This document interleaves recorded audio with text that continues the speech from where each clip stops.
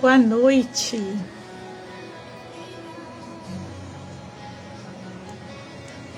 Oi, Poli, Tomás Souza, sejam muito bem-vindos. Hoje, o Verarte apresenta uma obra muito especial. Vou mostrar para vocês este livro maravilhoso, um livro inteligente, cheio de conhecimento, né? E nós vamos convidar a nossa querida Poliana Tupinambá, a autora dessa obra maravilhosa, uma obra que fala sobre polarização, né? Sejam muito bem-vindos. Vivemos tempos em que as palavras se tornaram armas, os lados se tornaram muros e o diálogo, muitas vezes, se perdeu no barulho das ideologias. Em meio a este cenário, surge uma obra que não propõe escolher um lado político, mas revisitar um fundamento essencial, o propósito de Deus acima das estratégias humanas. Hoje, o Verarte abre espaço para uma conversa necessária, profunda e corajosa. Vamos falar sobre polarização, fé, consciência cristã e discernimento espiritual a partir do livro Esquerda ou Direita? Escolho a Bíblia, da nossa querida Poliana Tupinambá. Ela que já está aqui, né? Eu vou estar convidando ela aqui agora. Poli, estou te mandando o convite. Esse livro é um livro lançamento dessa jornalista maravilhosa que é a Poliana. Oi, Poli, tá me ouvindo? Oi, tô te ouvindo sim, você tá me ouvindo também? Sim, estou te ouvindo. E Obrigada que prazer! Obrigada por essa introdução. Me sinto feliz, lisonjeada, grata a Deus, né, por estar aqui com você, conversando com quem estiver ao vivo, logo depois com os que assistirem na sequência. É motivo de muita gratidão.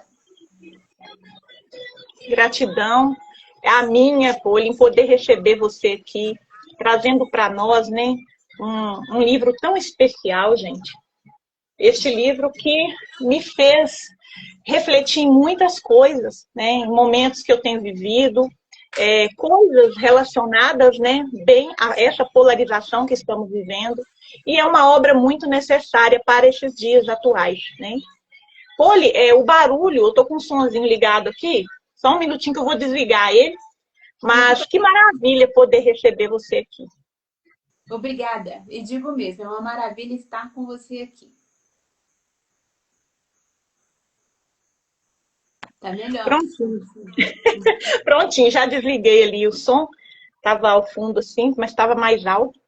Então, Poli, eu iria ler, né, a sua biografia aqui agora, mas eu vou deixar para você dizer para as pessoas quem é a Poliana Tupinambá por ela mesma. Ah, mas eu gostaria de ouvir quem é Poliana Tupinambá a partir do seu olhar. Gostaria. Ai, meu Deus do céu! Como descrever essa mulher maravilhosa, jornalista, né, uma escritora que vem desempenhando assim, um papel maravilhoso, né, em relação né, o cristão, o que é ser cristão. E eu fico admirada com o seu trabalho. Né?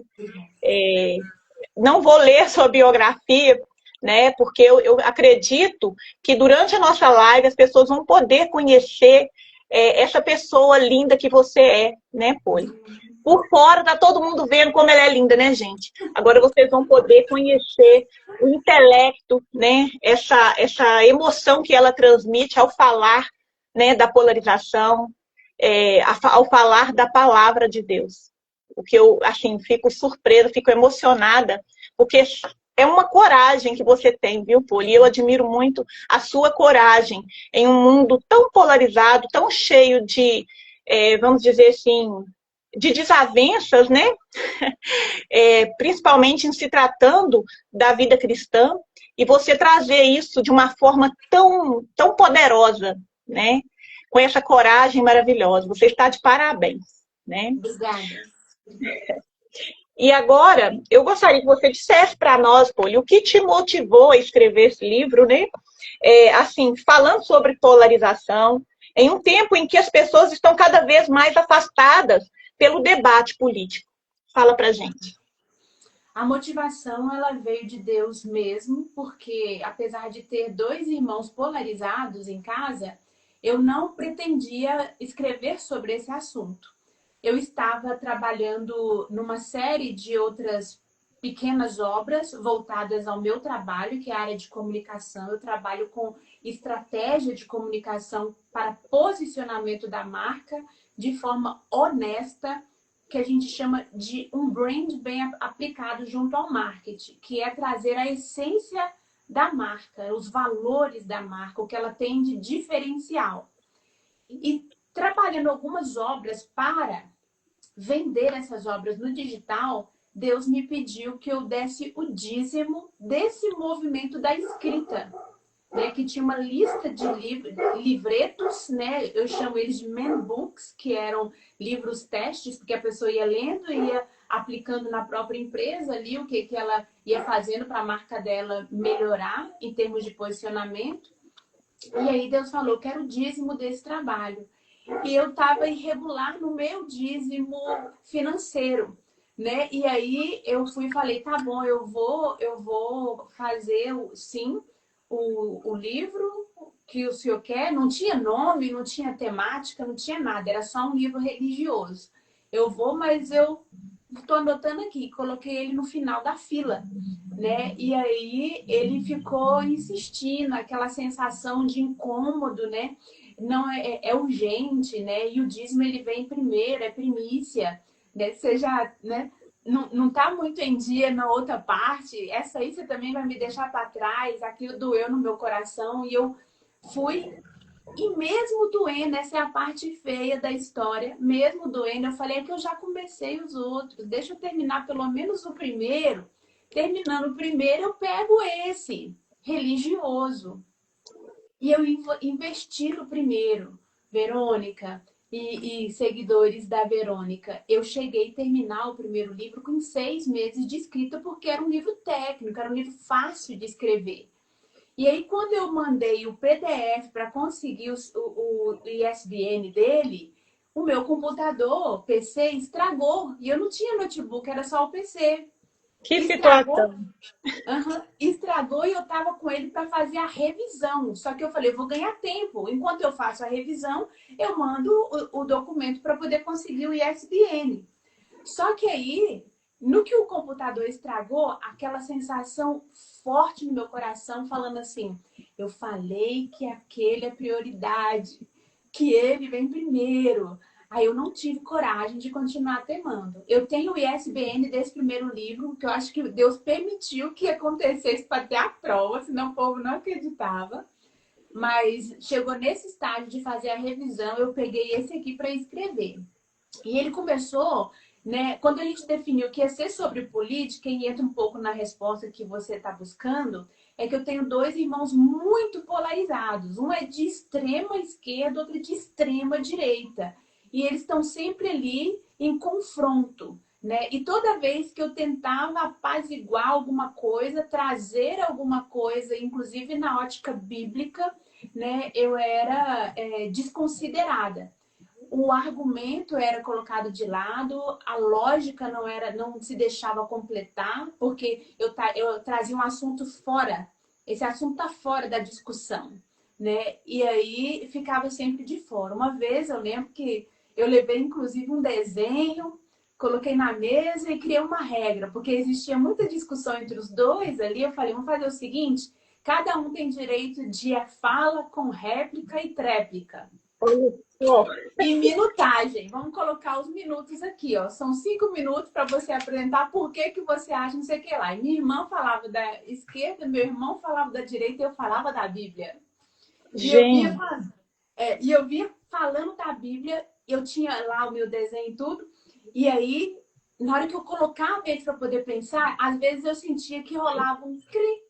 Sabe aquela coisa? Eu não pensei nisso. Eu não parei para olhar por esse ângulo. Mas, mesmo assim, como eu não alimentava, injetava, sabe, ou álcool, ou gasolina, o que fosse, para poder aquilo ficar pior ainda, eu fui chamada em cima do muro, eu fui chamada de covarde, de alienada, essas coisas todas, porque eu não entrava no jogo do cabo de guerra.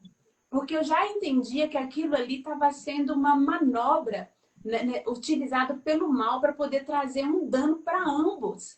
E nós somos uma família muito unida. Né? Minha mãe praticamente cuidou da gente sozinho quando meu pai mudou para outra cidade. E isso deixou a gente muito próximo. E aí, né, ficava aquela coisa do amor brigando com o desafeto, porque as brigas da polarização criavam os desafetos ali. E aí ficava aquela coisa, quando se encontrava meu irmão, que sei o quê, aí sentava 2 horas da tarde para conversar, terminava 9 horas da noite falando de política, já com raiva, com aquela coisa que os gritos, aquela coisa. E tudo isso me dizendo, você precisa, né, conseguir colocar isso daí. Aí quando então veio a ideia de escrever o livro, eu falei, tá bom, eu vou escrever sobre as 38 estratagemas de Arthur Schopenhauer. O que é isso, né? Essa coisa que um amigo meu falou até que parecia que veio de Nárnia, né? Esse nome. Eu falei, não, são só as estratégias de como manter discursos mesmo sem que eles sejam verídicos, verdadeiros. Então, são 38 técnicas para que você consiga falar, ser ouvido, ser validado, ainda que você misture verdade com mentira. Todas as 38 estratagemas são misturas de verdades com mentira. E elas são extremamente exploradas na polarização nos dois movimentos, nos dois discursos, nas duas narrativas. Então, eu queria trazer uma leitura sobre aquilo ali para que, uma vez as pessoas lendo, conhecendo quais são essas metodologias, para, né, parecer, né, ser o que não é, isso eu volto a dizer, se refere a ambos os lados, né? Aí eu pensei, assim eu vou estar de alma lavada, vou ter feito a minha contribuição. E comecei com esse título na minha mente, não era nem o título, era esse tema. E aí Deus começou a pedir para eu ir mais longe, mais fundo. Até que um belo dia eu estava dando um estudo bíblico na casa de uma pessoa, política entrou em questão, estava descobrindo, como eu estava escrevendo o livro, eu estava descobrindo muitas coisas, fazendo, sabe, muitas pesquisas, e aquilo, né, estava precisando sair. Sabe quando você acessa informação nova e você quer partilhar com pessoas que são queridas para você? Eu estava transbordando, né? Isso, estava E transbordando. precisava colocar aquilo ali de alguma forma para fora. Isso. E aí a gente estava estudando a Bíblia e a Bíblia estava lá no verso Novo Testamento, não lembro agora onde era, eu tenho dificuldade para guardar os locais dos versos. Não vos deixe enganar. Não vos deixe. Aí eu fui inserir uma questão da política ali. Falei, ó, a gente está vivendo uma situação assim, assim, assim, tal, tal, tal, tal, tal, tal. Aí aquilo virou contra mim. Eu fiquei chateada naquele dia, fui chorando para casa, né? E falei com Deus, não quero mexer com isso não. Falei pra ele. Eu falei, eu não quero mexer com esse livro. Eu fui tentar colocar na melhor das intenções a situação, saí com uma feia da brincadeira, né? Eu não quero mexer com esse livro, Senhor. E fiquei no meu canto sem tocar no livro alguns dias. Mas o Espírito Santo, né, fazendo aquela coisa, retoma, John, retoma, retoma. Eu sei que quando eu comecei, né, realmente aceitar a escrita, né, eu já tinha resistido bastante. Aí nesse dia que a gente falou lá e tudo, rolou a pergunta, e você é o quê? Ah, eu sou de direita. Ah, e você também sou de direita. Aí quando jogaram para mim, aí você, eu falei, ah, eu escolho a Bíblia. Porque eu estava mergulhada nela. E eu estava estudando demais sobre esses assuntos, porque eu estava fazendo as comparações, as estratagemas. Então, entre uma coisa e outra, inclusive dentro do processo do livro, eu estava estudando a estratégia dos dois movimentos. o marketing político, o que estava sendo aplicado das bíblias do marketing político nos dois movimentos. Então, aquilo estava assim, latente. Na hora que me perguntaram, eu falei, eu escolho a Bíblia. Aí vim embora, sem pensar em título e tal, não sei o quê. Aí quando eu retomo e que eu tô procurando e Deus falando comigo, eu nem tinha pensado em mudar o assunto do livro ainda. Aí Deus pegou e falou assim, o título eu já te dei. Muda, vai mais fundo do que eu estava indo, né? Eu quero que você De uma faça... forma muito natural, né? Esse título que veio de uma forma muito natural. Tipo assim, Deus já estava ali também, né? Fazendo, utilizando daquilo que você queria trazer para eles ali, para os seus irmãos, né? Ele colocou ali também como uma estratégia para que você percebesse o título.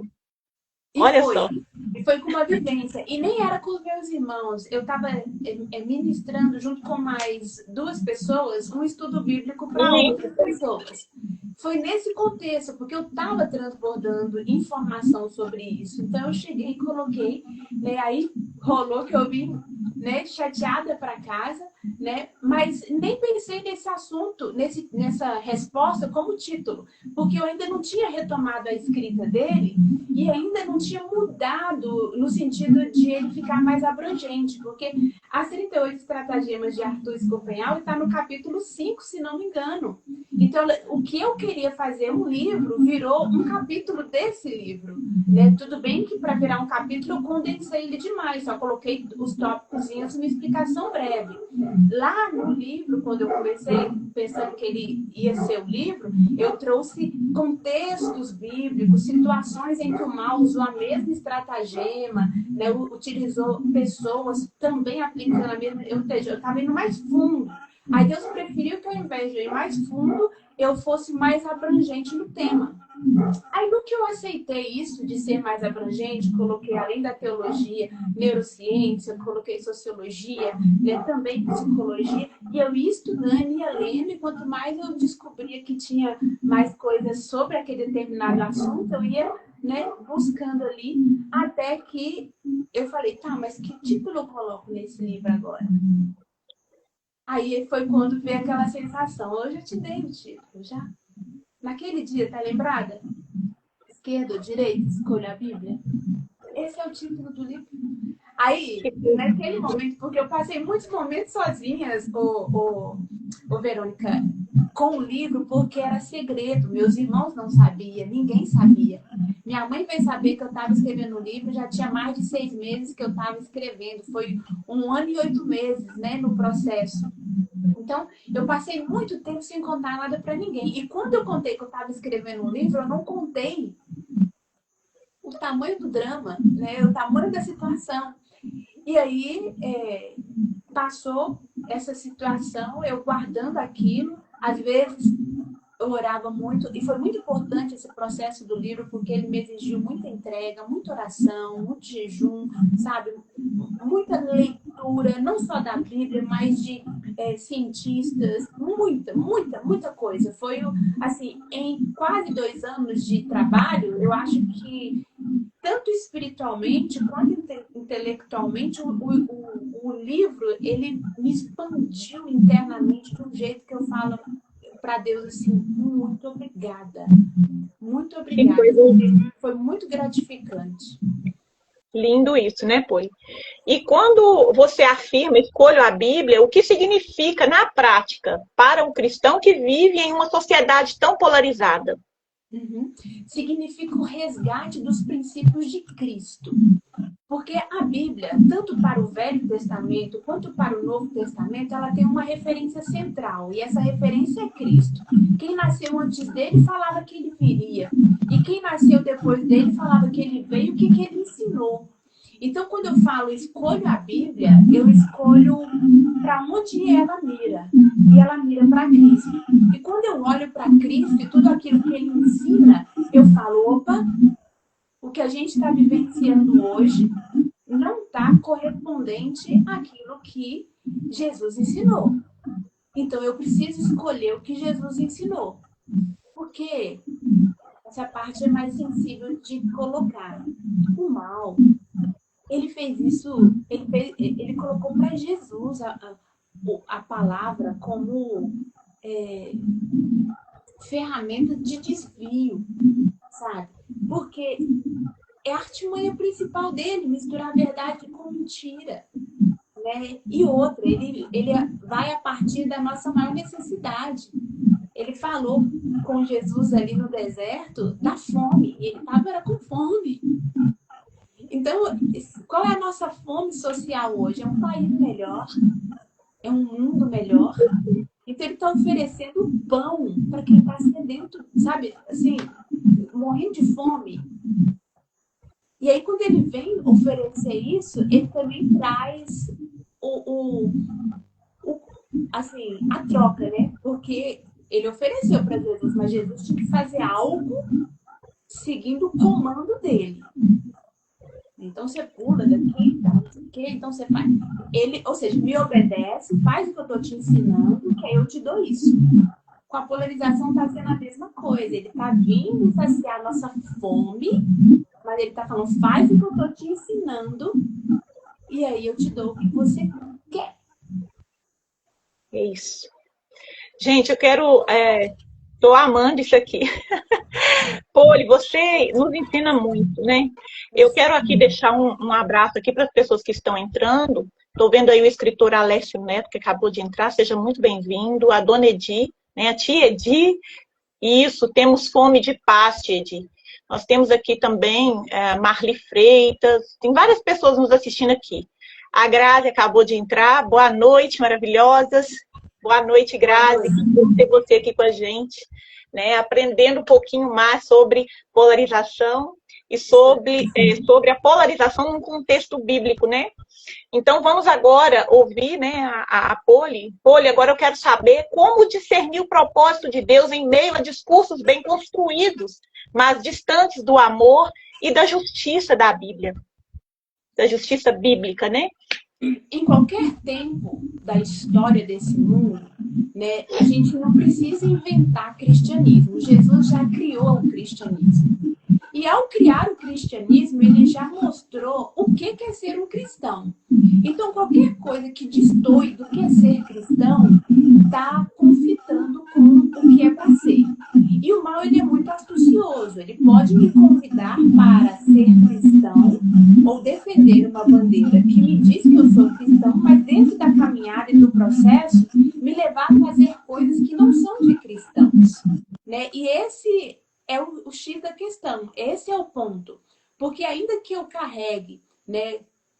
Vamos supor, quem é de esquerda, quem é de direita, se apega em ideologias bonitas. Ainda que existam coisas que não são bonitas para se agarrarem, eles se agarram para defender aquele movimento no que é bonito.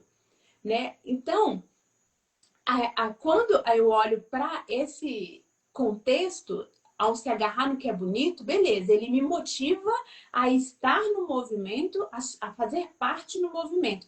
Mas ao estar no movimento e fazer parte dele, o que mais que o mal está pedindo que eu faça? Está pedindo que eu brigue, está pedindo que eu desrespeite, está pedindo que eu confronte, está pedindo, sabe, que eu descumpra os mandamentos principais de Deus, que eu deixe, primeiro, né? Que eu crie uma certa antipatia do próximo, que eu sinta por ele um certo desprezo.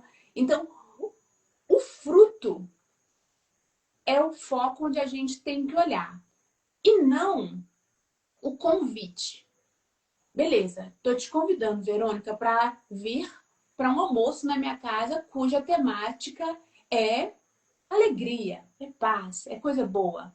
Mas chega aqui, eu coloco todo mundo para poder se embriagar e aí começa uma pancadaria.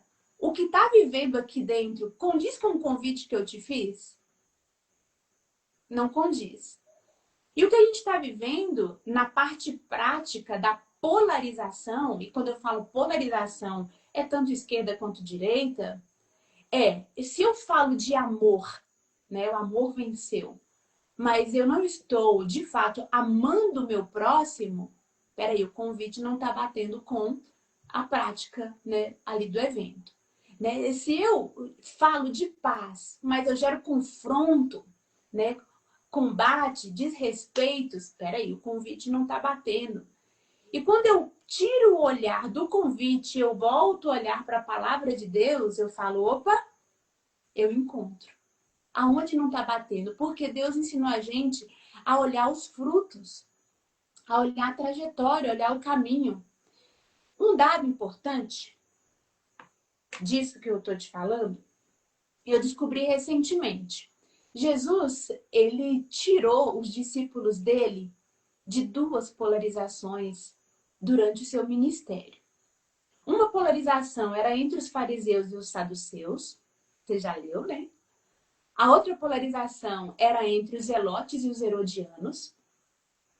E aí ele tira para, como seus seguidores, de cada um desses cantos, pessoas.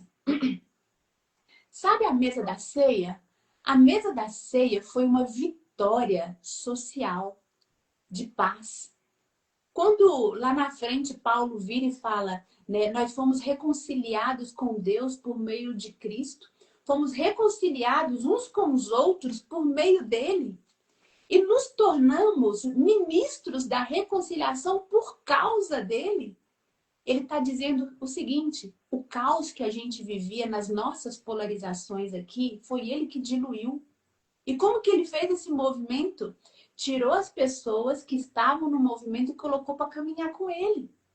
Só caminhando, Verônica, só caminhando, seguidores da Verônica.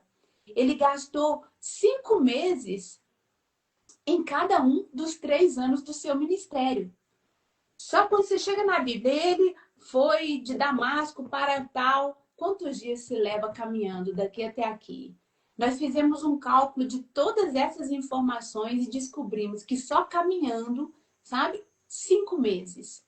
Sem contar quantos dias ele passou em cada um desses lugares. Ou seja, ele tirou os seguidores dele dos campos, dos grandes centros polarizados e daquela briga toda.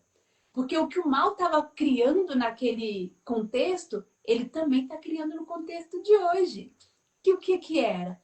Era o pensamento de resolva os problemas do mundo matando. Os zelotes matavam os herodianos, que também matavam os zelotes, em prol das ideologias que eles defendiam. Ah, a gente precisa de mais liberdade, a gente precisa... Era esse discurso. A gente precisa de mais validação social, a gente precisa de mais campo. Era isso, ou seja, causa nunca foi o problema. Sempre houve uma causa nobre. Agora, o que essa causa nobre está te levando a ser ou a fazer? Aí você entra em confronto com a palavra e com o ensino de Cristo, então freia. Porque se isso acontecer, é o mal se aproveitando das coisas dos homens para nos fazer sair do caminho que leva ao céu. E aí, voltando, quando a gente volta nessa questão que Jesus tira eles desse meio, Jesus começa a ensinar para eles na prática, na vivência, o que é ter compaixão, o que é ter misericórdia, o que é amar o próximo. E quando a gente olha para a vida de cada um desses seguidores de Jesus, a gente vê transformação do eu. Isso é cristianismo, é transformação do eu. Cristianismo não é pauta bonita. Cristianismo, e quando eu falo de pauta bonita, tem um capítulo no livro em que eu mostro que a Bíblia é a fonte da moralidade.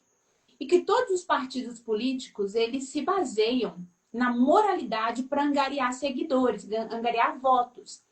Então, como toda moralidade bebe da fonte que é a palavra, quando você pega de forma criteriosa, sem tentar puxar para lá nem para cá, e começa a analisar quais são as pautas bonitas dos dois movimentos, você vê que todos estão pautados na palavra.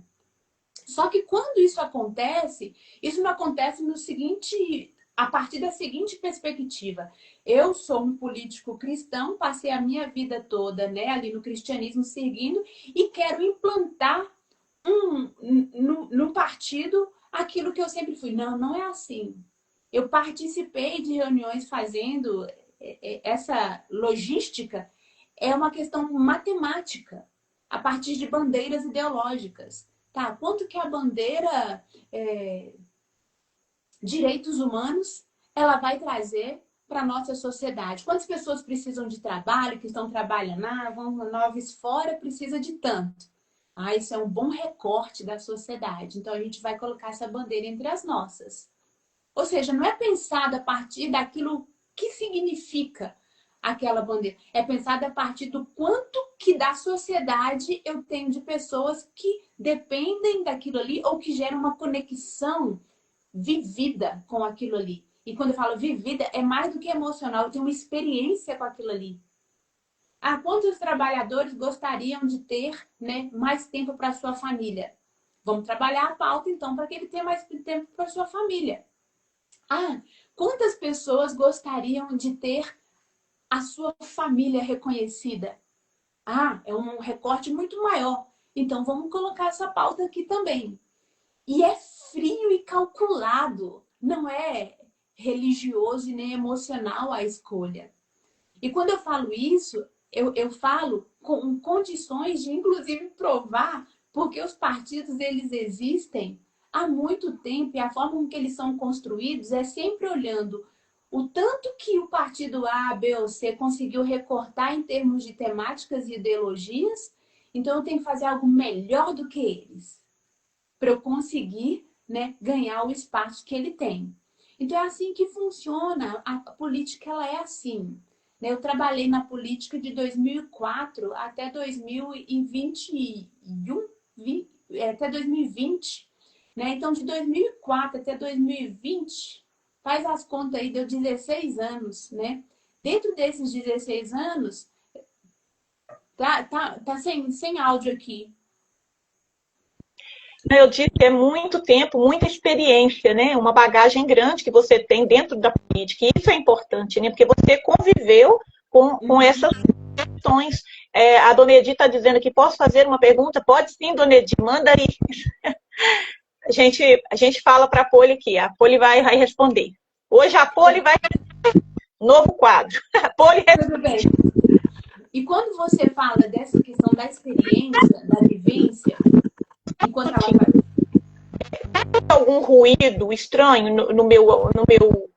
Então, por isso que eu desliguei o áudio, tá? Então, assim, sempre que eu for falar alguma coisa, que às vezes eu esqueço, você pode me dar um toque aqui. Tá bom, eu faço assim. Além dessa vivência na política, tanto em campanhas quanto na Câmara dos Vereadores, também trabalhei para a Prefeitura de São Paulo numa época, trabalhei para a Prefeitura aqui da nossa cidade, né, de Caratinga também. Além disso, eu tive a graça de estudar por 2 anos e meio Ciências Políticas, numa das escolas de Ciências Políticas mais conhecidas de São Paulo, que é a FESP, Fundação Escola de Sociologia e Política de São Paulo. E lá eu vivenciei, inclusive em grupos, sabe aquela dinâmica, vamos construir então o partido, né? Eu participei de cursos e cursos extracurriculares também de marketing político e eu fiquei de queixo caído. Por quê? Porque a comunicação social, que é a minha área, ela ensina a pessoa a ser desonesta com a audiência, manipulando a informação. E eu já acho isso absurdo. Agora, o que o marketing político faz, eu não posso titular como absurdo. É horrendo. É muito pior. Os livros de marketing político, eles, sabe, falam coisas que, na hora que você dá ânsia de vômito. E fala, você tem que... Vou dar um exemplo, né, que tem no livro que eu carrego aqui, em alguns podcasts. Você tem que conseguir fanáticos e colocar esses fanáticos para poder criar conteúdo falso. E na hora que descobrirem, você vai falar que não conhece essa pessoa. Nunca vi essa pessoa. Tá no livro, eu mando para você a foto. Tá ensinando a fazer. Você vai falar que não conhece. Você vai negar até a morte. Vai ensinando, não é só a manipular a informação como a escola de comunicação social ensina. Vai ensinando a ser, sabe, desculpa o termo, ordinário. Porque é um processo ordinário que faz com a população. E tem um outro ponto que é pior. tudo em torno de um movimento chamado manipulação de massa. Política nada mais é do que uma agência de marketing político lutando contra outra agência de marketing político com estratégias de manipulação de massa. Quem vai conseguir manipular mais a massa? Todos os livros, eu coloquei, eu acho que uma lista de 21 das legendas que eu escrevi. Todos esses livros de auxílio ao marketing político ensinam manipulação de massa. Esquerda, direita, escolha a Bíblia. Uhum. Não saiu o áudio. Eu estou mostrando aqui o livro que está sendo falado. Ah, sim. Antes, né, a gente colocar aqui para o pessoal saber do que está sendo falado aqui nessa live. Uhum. É um livro de 300 páginas, tá? Ele não é um livro que busca bater nem na esquerda e nem na direita, apesar de que ele traz informações como essa que eu acabei de compartilhar, que são informações sobre a realidade por detrás da cortina da construção de um candidato. Porque tudo é construído, né? A forma com que ele vai ser visto. Inclusive, é parecido com o trabalho que a gente aprende a fazer para as marcas. Como que sua marca vai ser vista, identificada? Qual arquétipo que ela vai, né, representar? Ou quais arquétipos? Tudo isso é montado. E as agências recebem a maior parte do investimento das campanhas porque são elas que coordenam isso. Não justifica chegar lá e falar, ó, a agência é responsável pela campanha do Lula e a agência é responsável pela campanha do Bolsonaro, da direita e da esquerda, receber todo esse montante financeiro, mas todas as ideias saíram do coração do candidato. Chega a ser inocente pensar, sabe? O candidato, quando chega virada de um mandato para o outro, a rede social do candidato silencia, não fala nada. Isso aconteceu, inclusive, nessa virada agora de governo, nos dois. Não tinha conteúdo de ninguém. Por quê? Tinha que renovar contrato. Definir estratégia. Redefinir, porque aconteceu uma coisa, então a parte dessa coisa que aconteceu foi eleito. Define a estratégia para o eleito. Não foi eleito, redefine a estratégia porque não foi. Isso leva tempo. O que a rede social faz? Silencia.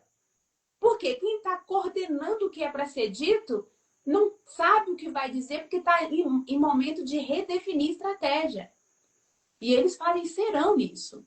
Tipo, nós temos 1 semana e meia, nós temos 3 semanas para poder redefinir qual vai ser a narrativa, onde que a gente vai pegar. E aí o que faz? Aquilo começa a ser batido. Eu até falo disso no vídeo que eu vou postar hoje. Começa a ser batido.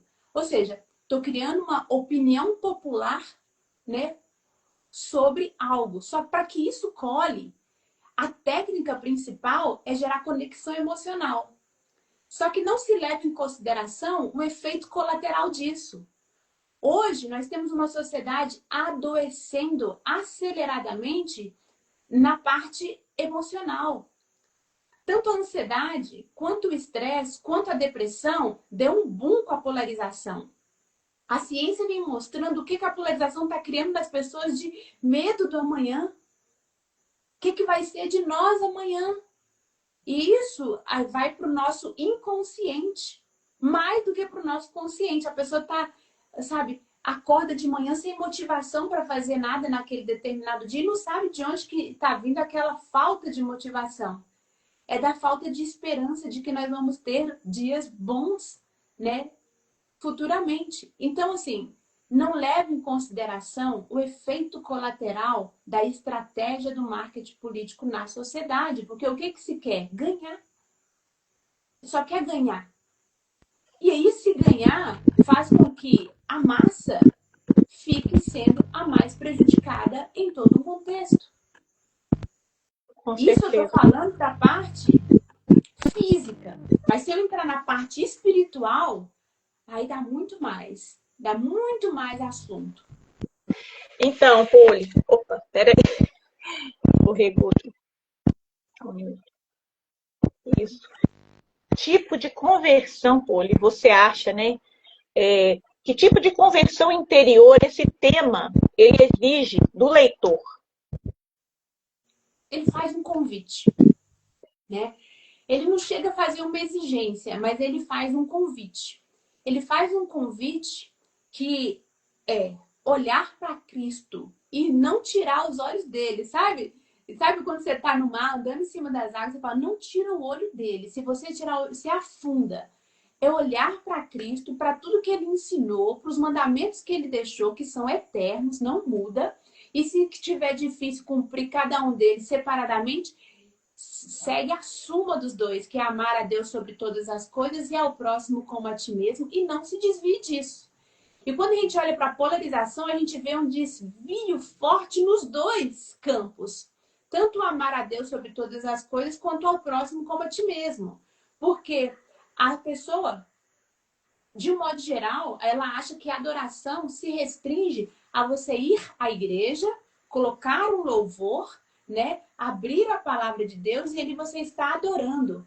Quando, na verdade, o que define uma adoração é o grau de importância que você dá a algo. E hoje, quando você entra na rede social, você procura um conteúdo religioso e espiritual ou você gasta mais do seu tempo, né, absorvendo questões políticas desse mundo e desse reino, né? Ou seja, Jesus passou o tempo todo com os discípulos colocando na mente dele, nosso reino não é esse. Nós estamos trabalhando uma transformação do caráter para desenvolver nesse mundo o que precisa ser desenvolvido para que não só você, mas como aqueles que você conseguir carregar com você, entrem no céu também transformados.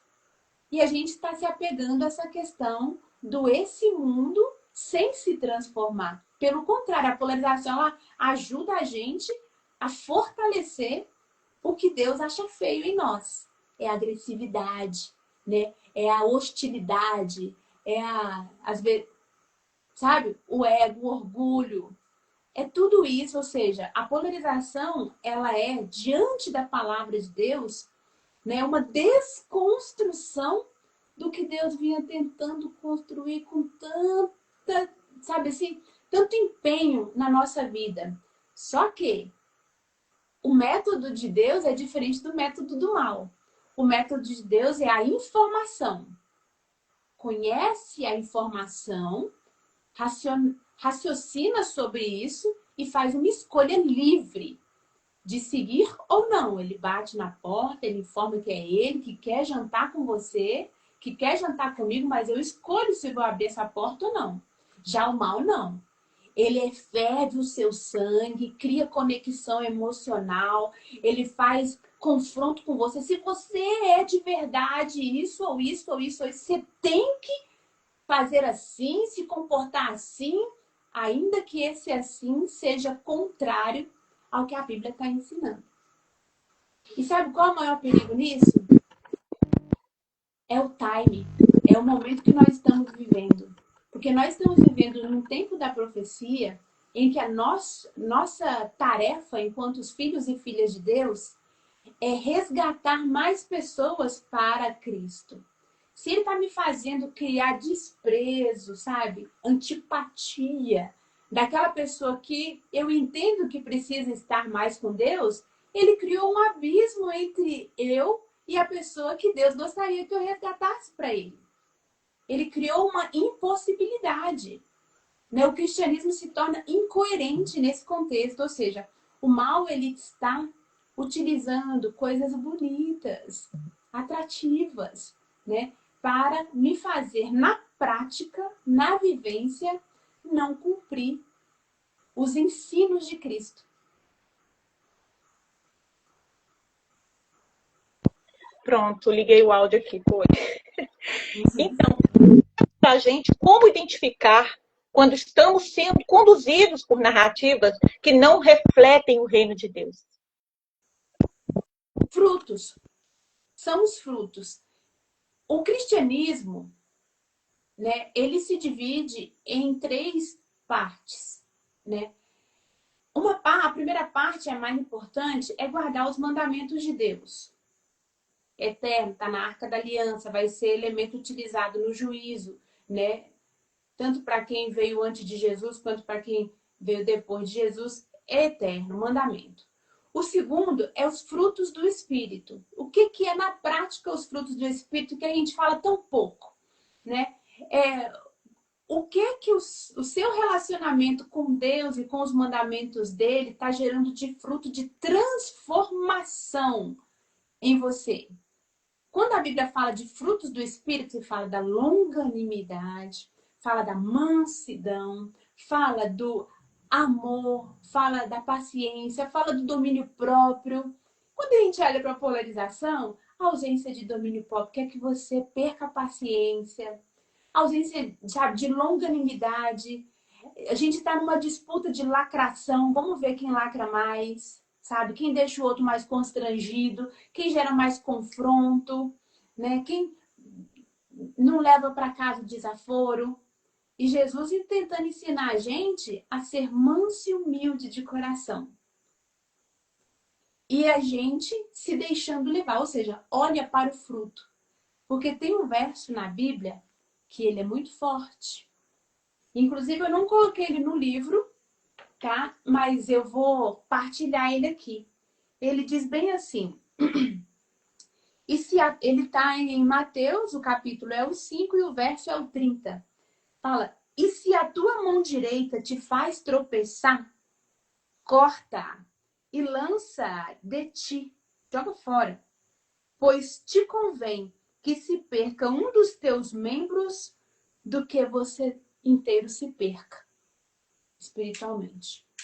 Quando a gente olha para, né, esse contexto da polarização, se houver nesse movimento algo que está desconstruindo os frutos de Deus em mim, aparta disso, afasta disso. Porque está corrompendo o espiritual que Deus está buscando desenvolver. Ah, mas e o meu país? Ah, mas o que eu... A Bíblia ensina a gente a contribuir socialmente. Você quer ser um contribuidor com o seu país? Eu quero ser uma pessoa que vai estar contribuindo? Onde você pode contribuir? No conselho municipal da sua cidade. E conselho municipal tem diversos segmentos. Tem da cultura, tem da saúde, tem, sabe, do serviço social, tem do esporte, tem de tudo. E o que é o conselho municipal? É aquele lugar onde a sociedade faz parte e ajuda tanto na construção de novas políticas públicas, como de novos projetos voltados à própria cidade. E aonde que a gente consegue fazer e receber algo que é fruto daquilo que foi feito? No município. Então, o Mal, ele está trazendo essa ideia do global, né? Do geral, do nacional, mas é, na verdade, uma isca que está fazendo a gente entrar no movimento que está desconstruindo o melhor que Jesus vinha construindo em nós. E o pior é que ele está esperando, ansioso, para poder isso ficar pronto dentro de nós, para ele derramar uma porção dobrada do Espírito, para que eu consiga, num dia, converter 3.000 pessoas ou mais, pelo poder dele, do Espírito que habitou dentro de mim, não porque eu tenho esse poder. E a palavra fala que nos últimos dias, esse mesmo poder em dose multiplicado do Espírito Santo que foi dado aos discípulos, que já tinham vivenciado essa transformação do eu, vai ser também dado àqueles que vivenciarem essa transformação. Ou seja, não vai ser entregue para qualquer pessoa em qualquer tempo, para aqueles que vivenciaram essa transformação do eu. Então, o mundo tá feio? Tá. Precisa melhorar? Precisa. Mas Jesus trouxe a solução. E a solução leva em consideração esse caminho em que eu, como um servo de Deus, me permito ser transformada pela admiração dos seus mandamentos. Sabe quando você começa a olhar como que Deus ele é perfeito em tudo que ele faz? E aí ele fala, aquele que me ama guarda os meus mandamentos. Se me amas, guardarás os meus mandamentos. E aí eu falo, não, que tanto que eu tô te amando hoje, meu Deus, porque eu ainda não tô conseguindo guardar todos os mandamentos. Me ajuda a amar mais, porque eu preciso aprender a amar mais para eu conseguir cumprir mais os seus mandamentos e fazer o que esse mundo carece. Porque o mundo não carece de debates. O mundo carece de amor, carece de compaixão, né? Carece de trabalho voluntário. Porque o que o mal ele está ensinando a gente a fazer? É colocar a culpa no outro. Do mundo tá feio. E tá nos isentando. Não tá saindo, não tá saindo. Estou aqui deslumbrada aqui com as palavras e pensando, né? É isso. A Dona Edi, só um minutinho, a Dona Edi, ela me pediu para você responder algo aqui, Poli. Desculpa, mas é porque senão eu vou ficar sem responder, viu, Dona Edi? Deixa eu só ver aqui, ó. Ela fez uma pergunta aqui. Ah, tá. Ah, sim. O que você acha da política no mundo de hoje? Exatamente sobre isso, Dona Edi, tá colocando isso pra gente aqui, né? Da polarização. A resposta que eu vou entregar, ela não é uma resposta boa, tá? Mas é uma realidade sem esperança. Não existe um vai ficar melhor. Existe um vai piorar. Segundo a palavra de Deus, segundo a profecia. Então não é que a Poliana está sendo pessimista. É que a Bíblia ela não mente. E a Bíblia fala que vai piorar. Se a Bíblia fala que vai piorar, eu vou acreditar nela. Né? Então eu olho essa situação, esse caos, e acho que está horrível. Né? Mas ele me coloca dentro dessa realidade com um determinado papel. E que papel é esse? Colocar o dedo na cara dos políticos, chamar todos eles de corrupto. Não, não é. O papel que ele me dá é contribuir espiritualmente. Porque uma coisa que é interessante, que Jesus ensinou, ele ensinou o tempo todo que o nosso reino de atuação não é o reino físico, é o reino espiritual. E o reino espiritual, ele acontece quando eu vou na casa de alguém que está precisando que eu esteja lá, seja para ouvir, seja para falar, seja para entregar algo que a pessoa está precisando. Isso é reino espiritual. Isso é o que Jesus ensinou que faz do mundo um lugar menos ruim. Porque vamos entender uma coisa. A partir do momento que Eva pecou e que Adão pecou, e a partir dele todos pecaram, o mundo é hoje considerado um campo sequestrado pelo mal. Agora, imagina um sequestro. Você vai lá, o sequestrador carrega algo, né, que não é dele e leva para um cativeiro. O que a gente vive hoje, nessa realidade de mundo, é a realidade de um cativeiro. E o cativeiro não está com a sua cama perfumada. Né? O cativeiro ele não traz uma pantufa para você colocar no pé quando você, né, acaba de acordar. O cativeiro é sujo, é fedorento, né? É ruim de se viver. Mas a palavra fala, haverá um momento em que não vai haver mais uma lágrima. Naquele que entender que eu vou resgatar a terra. Ou seja, a solução do mundo só é ele, não existe outra. Enquanto a gente ficar passando a esperança, né, de um candidato para outro candidato, a gente vai continuar se decepcionando. E eu falo isso com uma certa vivência, porque eu já esperancei muito na política. Quando eu estudando política vi... Fala, Verônica. Você está dizendo que se esperançou muito na política. Sim. E eu, só para enfatizar isso aqui, o que acontece? Eu comecei a minha vida cultural e né, acadêmica, literária, há 10 anos.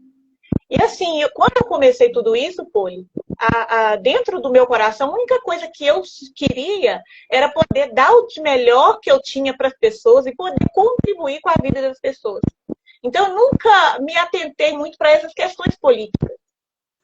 Porque até onde eu entendia, não interessa se é crente ou vamos supor, se é de direita ou se é de esquerda, se é crente ou se é católico, ou se é ateu, ou se é budista, ou se seja lá o que for, né, a religião, independente da religião, meu propósito é levar o melhor para as pessoas, contribuir com o crescimento das pessoas, ajudar as pessoas a realizarem aquilo que elas queriam, sabe? Então, eu comecei a realizar a live do Verarte, principalmente em questões da cultura, né? Que eu queria que as pessoas apresentassem o melhor delas.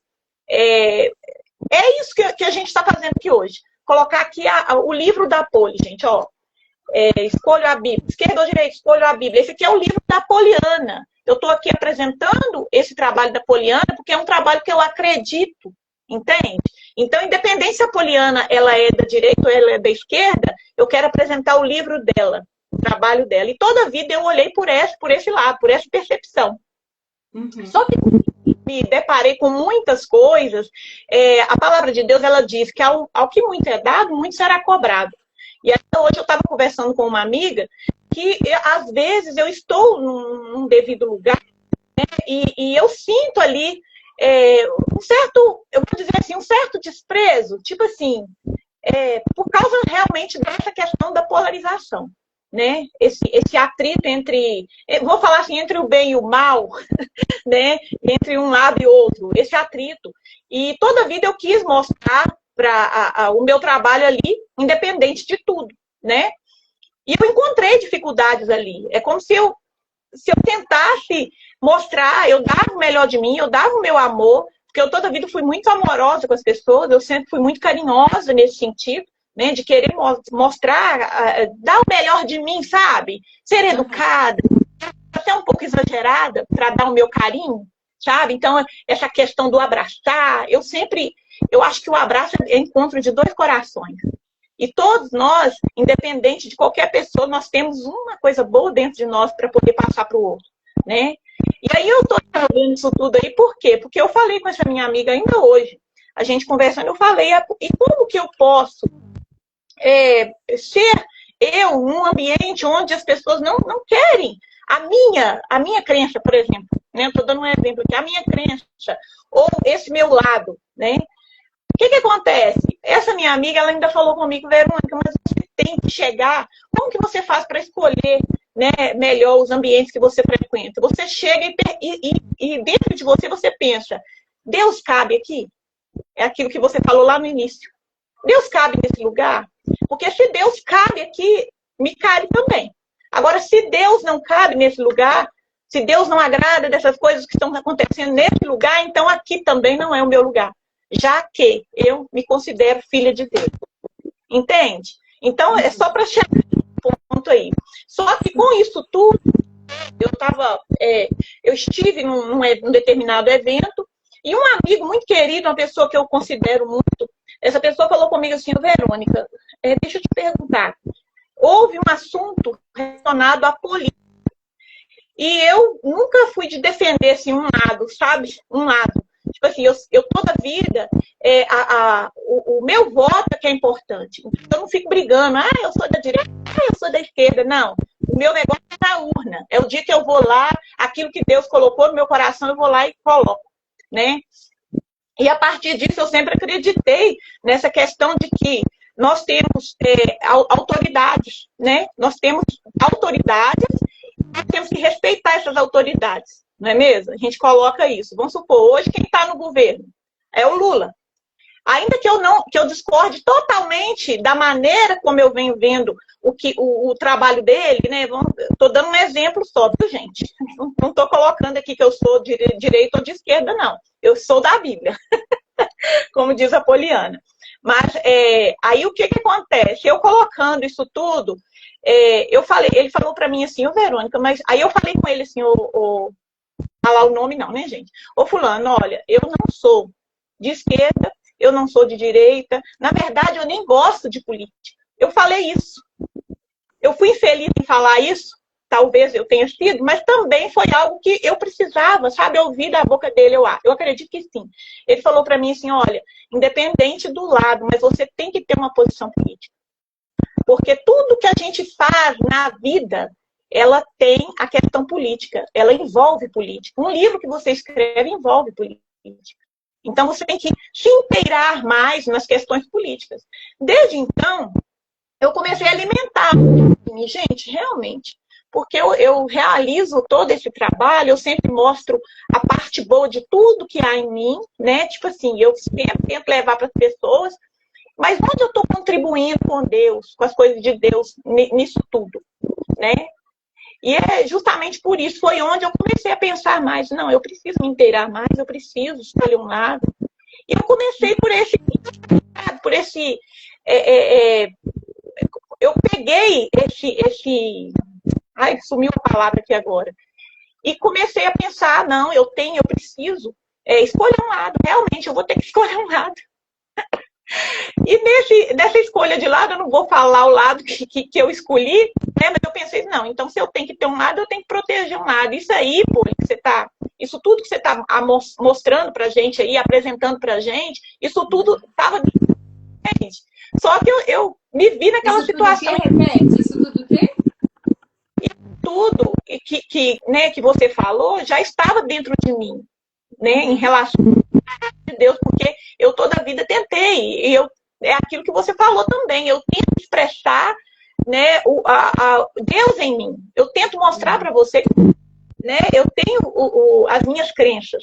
Só que, infelizmente, que a sua crença ela não é aceita por um determinado grupo,